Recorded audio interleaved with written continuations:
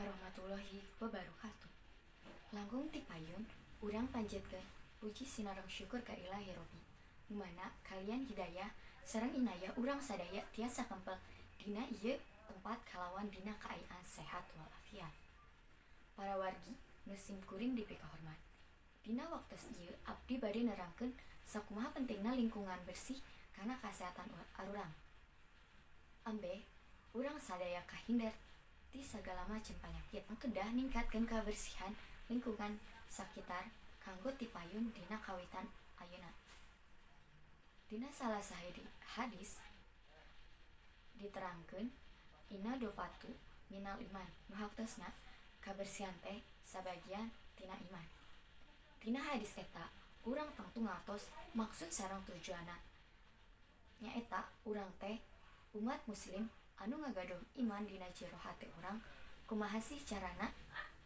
Tah salah sahiji panerapanna dina lingkungan sakitar urang nyaeta kudu ngajaminkeun kanu kasehatan tur kabersihan arurang jang ngajalankeun ibadah ka Gusti Allah Subhanahu wa taala. Bersih eta sadaya nu didasarkeun tina bersihna jeung sucina urang sareng lingkungan di sakitar urang.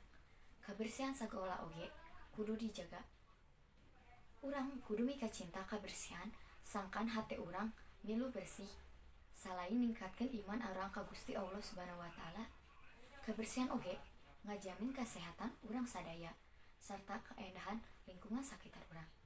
Tah urang kudu janten jalmi anu kaasup jalma anu bersih sadayana.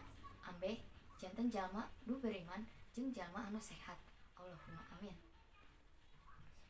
Hayu urang sadaya sami-sami ningkatkeun kabersihan lingkungan arurang.